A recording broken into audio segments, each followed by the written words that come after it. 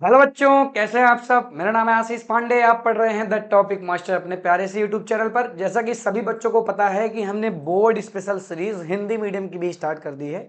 हम ऐसे ही टॉपिक को आपको रिवाइज करवा रहे हैं या पढ़ा रहे हैं जो टॉपिक मोस्ट इंपॉर्टेंट है बोर्ड एग्जाम के लिए और हर साल पूछे जाते हैं या कह सकते हैं कि रिपीट होते रहते हैं क्वेश्चन।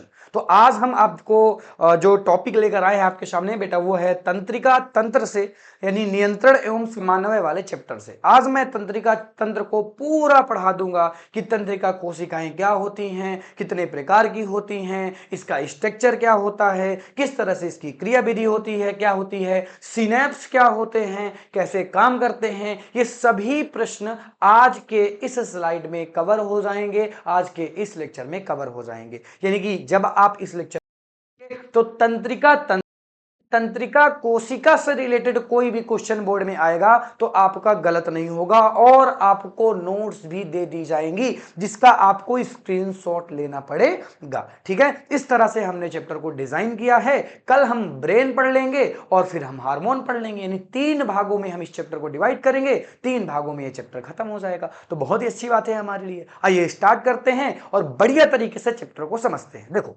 चैप्टर में जो सबसे ज्यादा बार क्वेश्चन पूछा गया है वो पूछा गया है तंत्रिका कोशिका से।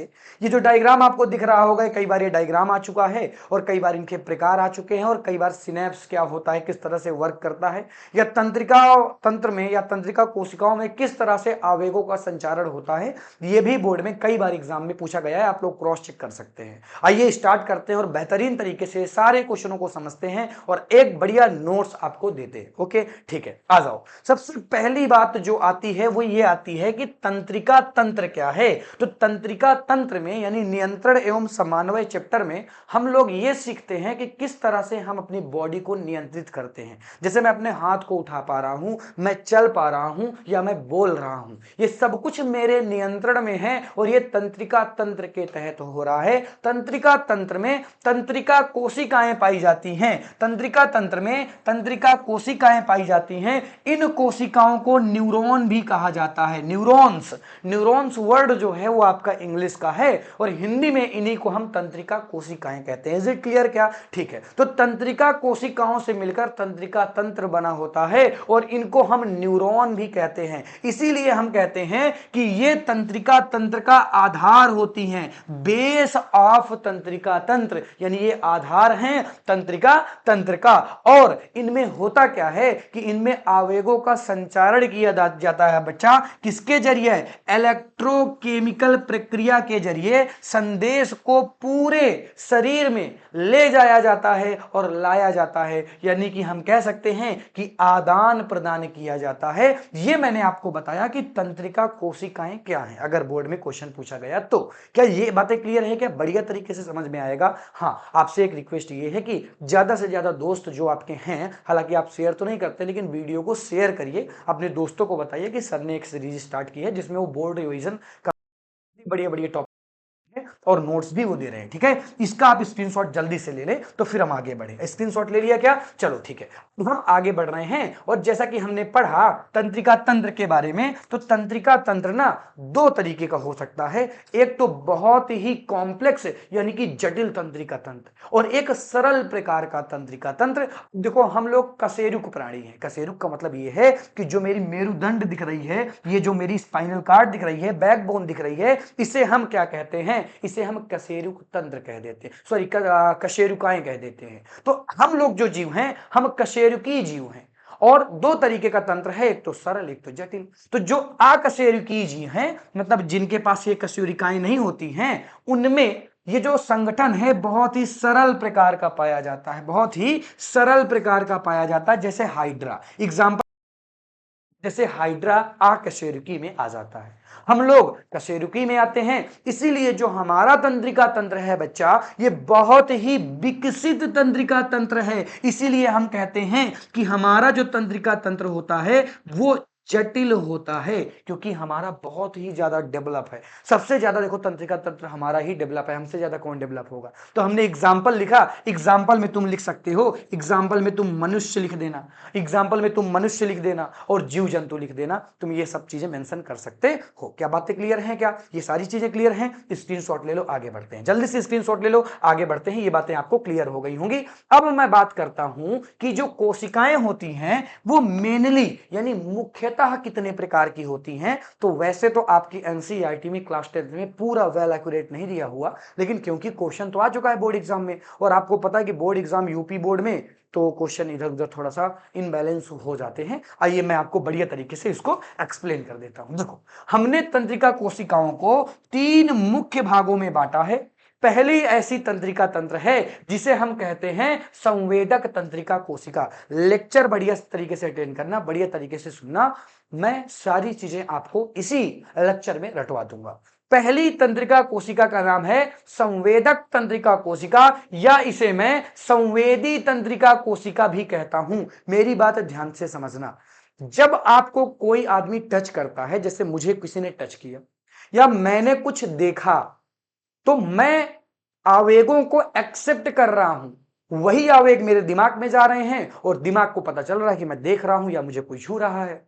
तो ये जो आवेग ले जाने वाला काम कर रहा है, ये कौन कर रहा है? तंत्रिका तंत्र। लेकिन तंत्रिका तंत्र तो कोशिकाओं से मिलकर बना हो रहा है, तो कोशिकाएं कौन सी कर रही होंगी? संवेदी प्रकार की कोशिकाएं, यानी ऐसी कोशिकाएं जो आवेगों को एक्सेप्ट करती हैं और ब्रेन तक ले जाती हैं, बताती हैं कि ऐसा कुछ हो रहा है, फिर ब्रेन एक्शन लेता है। तो यानी संवेदी तंत्रिकाएं कौन सी तंत्रिकाएं होती हैं? ये ऐसी तंत्रिकाएं होती हैं जो आवेगों या उत्तेजनाओं को सीएनएस यानी केंद्रीय तंत्रिका तंत्र, जो आपकी ब्रेन का पार्ट है, सीएनएस तक ले जाती हैं। उन्हें हम संवेदी तंत्रिका कोशिका कहते हैं। Is it clear? क्या ये क्लियर है? आगे बढ़ूं? ठीक है, अब आगे आ जाओ। आता है प्रेरक तंत्रिका तंत्र। तो देखो, मुझे किसी ने छुआ तो संवेदी तंत्रिका तंत्र ने इस मैसेज को ब्रेन में भेज दिया, तो ब्रेन अब एक्शन लेगा। ब्रेन कहेगा, आप जैसे मान लो मुझे कोई छू रहा है, मुझे कोई अब ठीक है भाई, या तो मुझे डर लग रहा है, किसी से चूहा आ गया, मुझे डर लगता है, तो संवेदी का काम यह था कि ब्रेन तक चीजों को पहुंचा देना। ब्रेन इसमें एक्शन लेगा कि भैया चूहे से तुम्हें डर लगता है, भगो। तो वो भगने वाला काम कौन कर रहा है? कौन करवा रहा है? प्रेरक तंत्रिका कोशिका करवा रही है।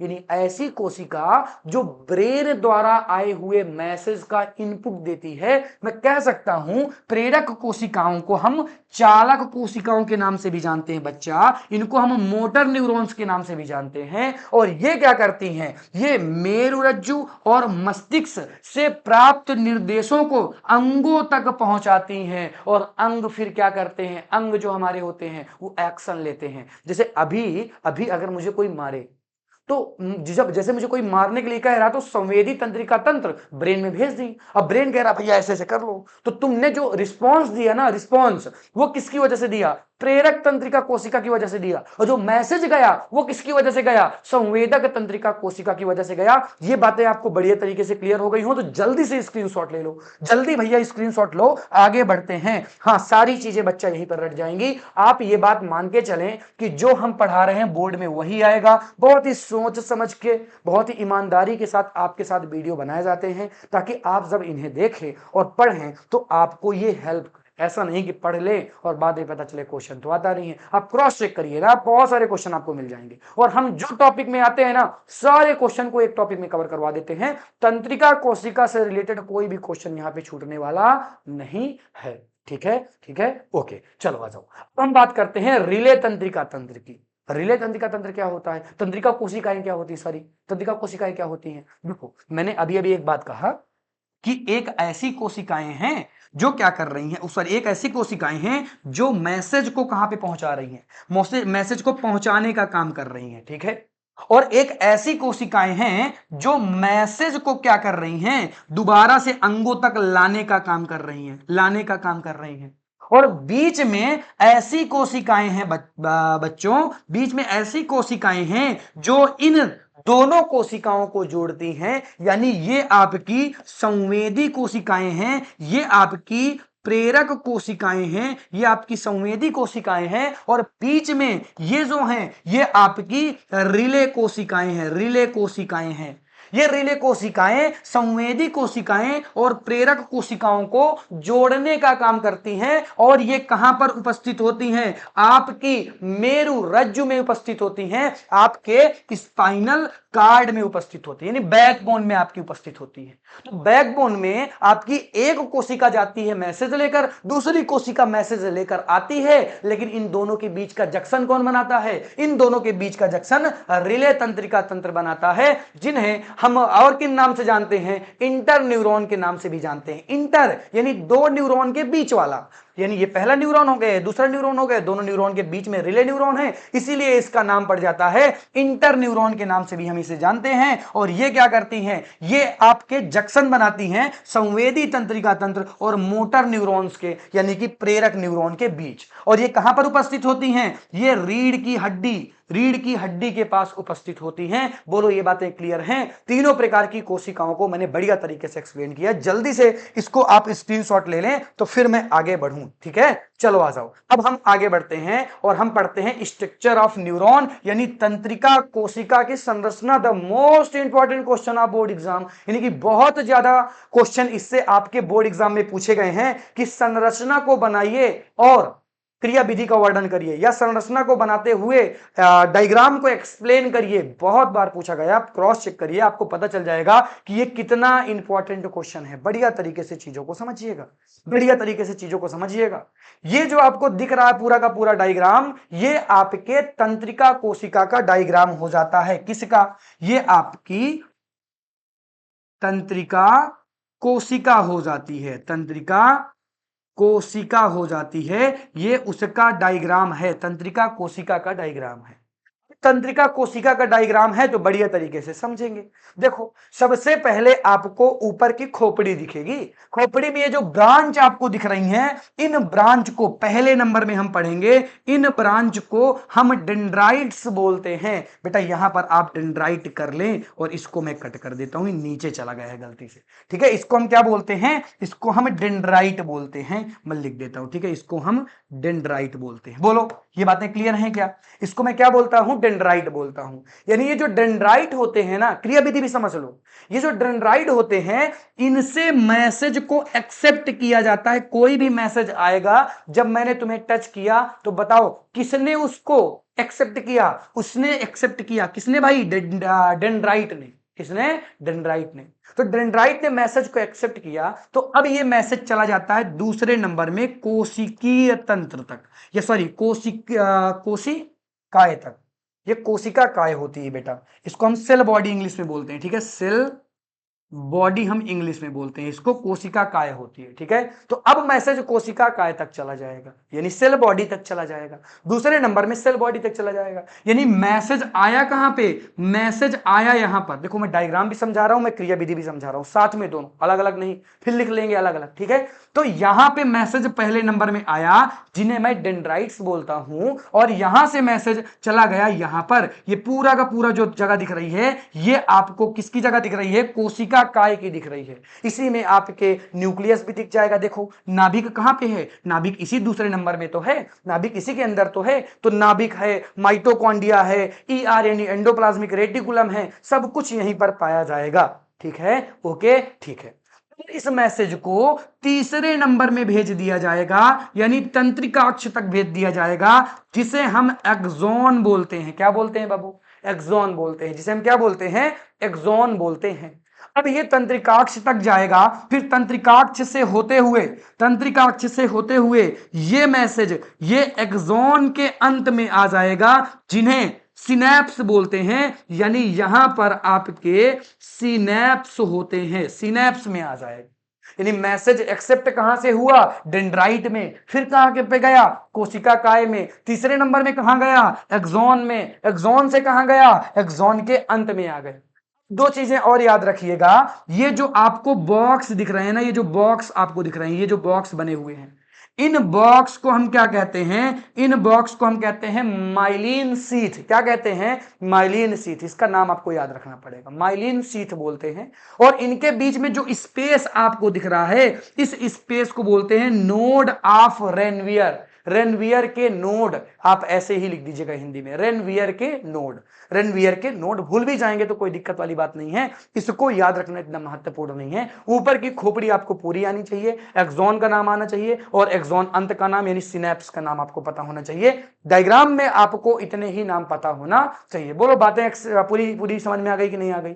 अरे समझ में आई? अरे स्ट्रक्चर समझ में आया? चलो आ जाओ अब लिख लेते हैं, क्योंकि लिखने के लिए बोर्ड एग्जाम में सबसे ज्यादा आता है। सभी बच्चों को पता है कि जितना अच्छी लिखावट उतने अच्छे नंबर। ओके ठीक है, चलो आ जाओ, आ जाओ जल्दी से सभी बच्चे आ जाए, और इन बातों को हम लिखकर समझ लेते हैं, इनकी संरचना को हम समझ लेते हैं। हमने कहा कि न्यूरॉन की संरचना जो होती है, एक तो ये बहुत ही छोटी सी संरचना है, तो ये सूक्ष्मदर्शी संरचना है, यानी आप इनको नग्न आंखों से नहीं देख सकते हैं। जब आप इनको देखेंगे तो आपको सूक्ष्मदर्शी यानी माइक्रोस्कोप की आवश्यकता पड़ेगी। बोलो ठीक है। तो ये 3 भागों से मिलकर बनी होती है। पहले भाग क्या होते हैं, तंत्रिकाक्ष होते हैं, और पहले भाग आपके डेंड्राइट्स होते हैं, दूसरा सेल बॉडी होती है, और तीसरे आपके एक्सॉन होते हैं। तीसरे आपके एक्सॉन होते हैं, जिन्हें हम तंत्रिकाक्ष भी बोलते हैं। यानी 3 मुख्य भाग होते हैं, एक कोशिका काय होती है, एक द्रुमाक्ष यानी डेंड्राइट्स, इसको बोलना भाई ज्यादा सही रहेगा, डेंड्राइट आप हिंदी में भी लिख देंगे तब भी आपका आंसर सही रहेगा। ठीक है चलो, और इसको हम तंत्रिकाक्ष यानी एक्सॉन बोलते हैं। क्या बोलते हैं? तंत्रिकाक्ष यानी एक्सॉन बोलते हैं। मुख्यतः 3 भागों में विभाजित किया गया है आपकी तंत्रिका कोशिका को, आपके न्यूरॉन को। बोलो समझ में आया क्या? आगे बढ़ूं? चलो ठीक है, आगे समझ, आगे चलो आ जाओ, आगे आ जाते हैं।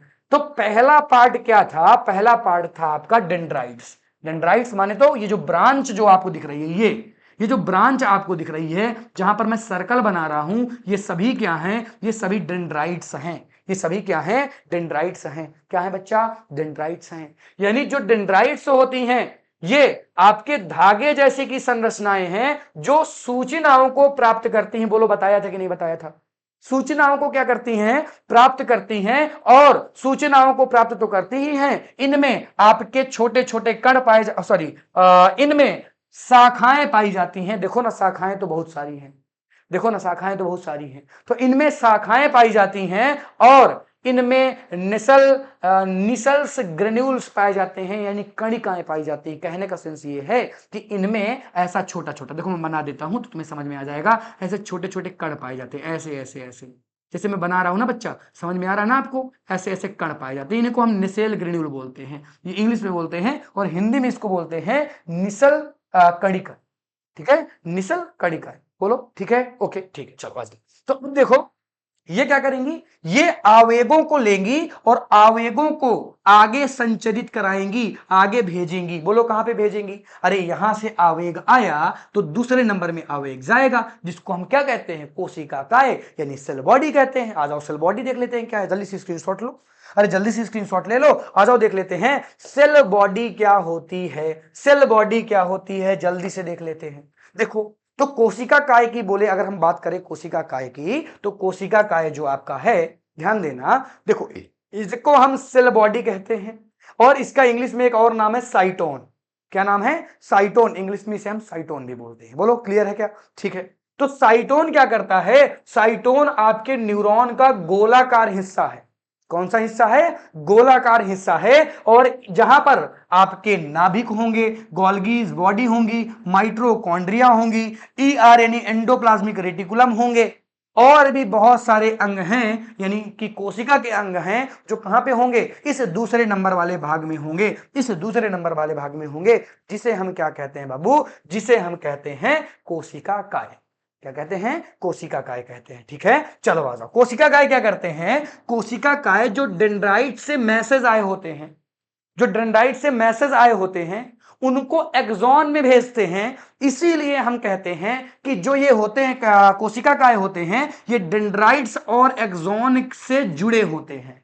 यानी कि डेंड्राइट्स को एक्सॉन से जोड़ते हैं। डेंड्राइट्स ने पहले नंबर ने मैसेज भेजा दूसरे नंबर के पास, तो दूसरा नंबर आगे तीसरे नंबर के पास मैसेज भेज देगा। इस तरह से आवेगों का संचरण हो जाता है। और कौन करवाता है? कोशिका काय यहां पे करवा रही है। यानी कोशिका काय जो है वो डेंड्राइट्स और एक्सॉन के बीच का जंक्शन हो जाती हैं, ज्वाइंट हो जाती हैं। बताओ ये बातें क्लियर हैं क्या? अरे बातें क्लियर हैं? चलो अगर बातें क्लियर हैं तो आ जाओ, अब हम बात करते हैं एक्सॉन की। अच्छा स्क्रीनशॉट लेना है क्या? जल्दी से स्क्रीनशॉट ले, जल्दी जल्दी जल्दी, चलो ठीक है आ जाओ। अब हम बात करते हैं तीसरे नंबर एक्सॉन की। बात करते हैं कि एक्सॉन में किस तरह से ट्रांसफर किया जाता, सॉरी एक्सॉन का वर्क क्या होता है। तो आप सभी बच्चों को पता है कि पहले नंबर में मैसेज आया था, इसको दूसरे नंबर में भेज दिया गया था कोशिका काय में। अब कोशिका काय क्या करती है? कोशिका काय क्या करती है? साइटोन क्या करती है यहां पर? अच्छा साइटोन के बारे में फिर से लिख गया क्या? ठीक है, यहां से आप इसको हटा देंगे, केवल यहां पर ये लिखेंगे कि एक्सॉन क्या करता है। एक्सॉन में मैसेज को सेंड कर दिया जाता है। ये दोबारा से शायद रिपीट हो गया, सेम चीजें रिपीट हो गई हैं, तो इसको आप यहां पर क्या लिखेंगे, मैं बोल देता हूं एक बार, लिखना हो लिख लीजिएगा। जो तंत्रिकाक्ष होते हैं, तंत्रिकाक्ष, तंत्रिका तंत्र के, लिख लीजिएगा लिखना हो, तंत्रिकाक्ष तंत्रिका तंत्र के सबसे लंबे भाग होते हैं, इनकी लंबाई सबसे ज्यादा होती है। और कोशिका काय मैसेज भेजते हैं किसके पास? एक्सॉन के पास मैसेज भेजते हैं, और एक्सॉन इनको आगे, मैसेज को आगे भेजता है। और एक्सॉन अंतिम पॉइंट होता है सिनेप्स।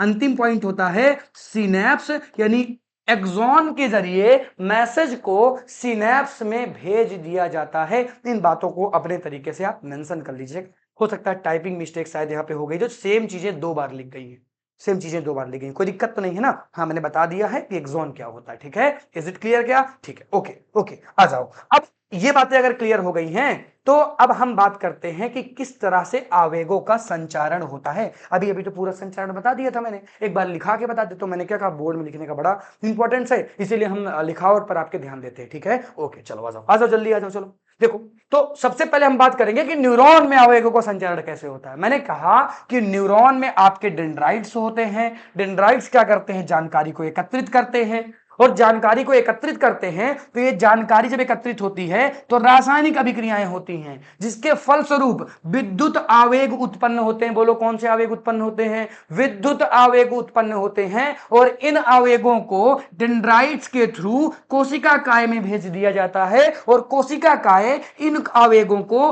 आगे एक्सॉन में भेज देती है, और एक्सॉन इन आवेगों को आगे सिनेप्स में भेज देते हैं। बोलो ये बातें क्लियर हो गई क्या? अरे ये बातें रट गई क्या? डेंड्राइट्स ने मैसेज को एक्सेप्ट किया, कोशिका काय में भेजा, कोशिका काय ने एक्सॉन में भेजा, और एक्सॉन ने भेज दिया कहां पर? सिनेप्स में भेज दिया। फोर्थ पॉइंट सिनेप्स आ जाता है। बोलो, अब बार बार सिनेप्स आ रहा है, बच्चे कह रहे हैं सर सिनेप्स क्या है, तो आ जाओ सिनेप्स के बारे में बात कर लेते हैं। आ जाओ बच्चों, सिनेप्स के बारे में बात कर लेते हैं। तो सिनेप्स के बारे में तो बात करनी पड़ेगी, बिल्कुल करनी पड़ेगी। आ जाओ देखते हैं कि सिनेप्स क्या होता है। देखो मैं टू दी पॉइंट बात कर रहा हूं, और किस तरह से मैंने चैप्टर को कनेक्ट किया है आपको समझ में आ रहा होगा। हम किस तरह से वेल एक्यूरेट फॉर्म में पढ़ रहे हैं, सभी बच्चों को समझ में आ रहा होगा। टॉपिक में कहीं पर किसी बच्चों को कोई प्रॉब्लम नहीं होगी। आ जाओ, चलो आ जाओ देखते हैं। देखो ये जो लास्ट वाला आपको पॉइंट दिख रहा है, इसको हम क्या बोलते हैं? लास्ट वाले पॉइंट को हम सिनेप्स बोलते हैं। हम सिनेप्स बोलते हैं। इस लास्ट वाले पॉइंट को मैं सिनेप्स बोलता हूं। बोलो क्या बोलता हूं?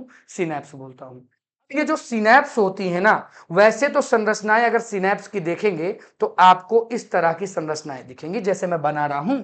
ये एक सिनेप्स की संरचना है, ऐसे करके बाबू ये ऐसे सिनेप्स की संरचना होती है। यहां पर रिसेप्टर्स पाए जाते हैं, यहां पर रिसेप्टर्स लगे होते हैं, और यहां से आपका क्या होता है? दूसरा दूसरा आपका मतलब वो जुड़ा होगा, न्यूरॉन जुड़ा होगा या कोशिका जुड़ी होगी। यानी यहां से आपकी दूसरी कोशिका जुड़ी होगी, दूसरी कोशिका जुड़ी होगी। देखो होता क्या है, जब मैसेज यहां पे आ गया ना, इस पॉइंट पर आ गया, तो ये ऐसा जंक्शन है, यानी सिनेप्स तो सबसे लास्ट पॉइंट होता है किसी भी न्यूरॉन का, तो सबसे लास्ट पॉइंट है। तो अब इस न्यूरॉन से दूसरे सेल में दूसरे सेल में मैसेज को ट्रांसफर होगा। अब मैसेज आपको पता है कि अभी विद्युत आवेगों के फॉर्म में आ रहा होगा, तो यहां तक मैसेज, तब तो वो विद्युत यहां तक जब मैसेज आया तब तो वो विद्युत आवेगों में था, लेकिन यहां पर बीच में एक दरार होती है और इसमें एक प्रकार के रसायन भरे होते हैं। इसमें क्या भरे होते हैं? एक प्रकार के रसायन भरे होते हैं। इन रसायन को हम न्यूरोट्रांसमिशन भी कहते हैं। ठीक है, कोई दिक्कत नहीं, इसमें मैंने सामने लिख दिया है, ये यहां पर कहीं लिखा होगा, ये लिखा हुआ देखो, न्यूरोट्रांसमीटर लिखा हुआ है ना। ठीक है, तो ये रसायन भरे होते हैं। तो अब क्या होता है, यहां तक तो जो आपके आवेग थे, वो आवेग किस फॉर्म में थे बताओ? वो आवेग विद्युत फॉर्म में थे, विद्युत फॉर्म में। अब इनको विद्युत फॉर्म से यानी कि किसमें चेंज कर दिया जाएगा? रासायनिक में। रासायनिक में। अब रासायनिक में क्यों चेंज किया गया? क्योंकि यहां पर रासायनिक पदार्थ भरा हुआ है। तो अब आवेगों का संचारण रासायनिक फॉर्म में होगा और इसके बाद यहां पर फिर से आवेग किस में हो जाएंगे? विद्युत आवेगों में आ जाएंगे। यहां पर आवेग अपने आप विद्युत आवेगों में आ जाएंगे। यानी कि जो आपके आवेगों का संचारण होता है वो दो प्रकार से होता है, मैंने लिखा भी। जो सिनैप्स होते हैं, सिनैप्स जो है वो तंत्रिका तंत्र की संरचना है जो सबसे लास्ट में स्थित होती है, एक्सॉन के सबसे लास्ट में स्थित होती है। और इनमें क्या होता है, इनमें संकेतों को भेजा जाता है। संकेत दो तरीके से भेज सकते हैं, एक तो विद्युत संकेत, एक तो रासायनिक संकेत।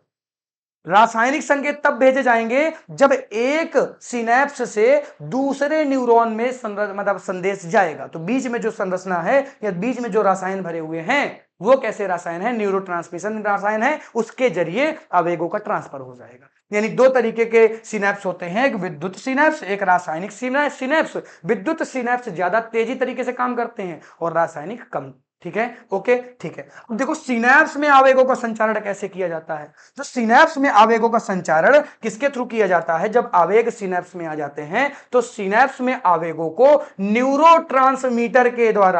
न्यूरोट्रांसमीटर कहलाने वाले रासायनिक पदार्थों के द्वारा एक तंत्रिकाक्ष से, यानी कि एक तंत्रिका कोशिका से दूसरे तंत्रिका कोशिका में आवेगों का ट्रांसफर होता है। यानी सिनेप्स कौन से भाग हैं? सिनेप्स किसी भी तंत्रिका कोशिका का वह भाग है जहां से आवेगों का संचारण एक तंत्रिका कोशिका से दूसरे तंत्रिका कोशिका में किया जाता है। बहुत बार बोर्ड ने क्वेश्चन पूछा है कि बताओ वो कौन से पदार्थ हैं जो आवेगों को ट्रांसफर करते हैं? तो न्यूरोट्रांसमीटर, याद रखना, न्यूरोट्रांसमीटर। बस ये इंपॉर्टेंट है, ये बहुत ज्यादा इंपॉर्टेंट टॉपिक है। बोलो क्लियर है क्या सब कुछ? अगर आपको सारी बातें क्लियर हैं तो जल्दी से स्क्रीनशॉट ले लो। किसी भी बच्चे को कोई भी प्रॉब्लम हो तो वो कमेंट करेगा।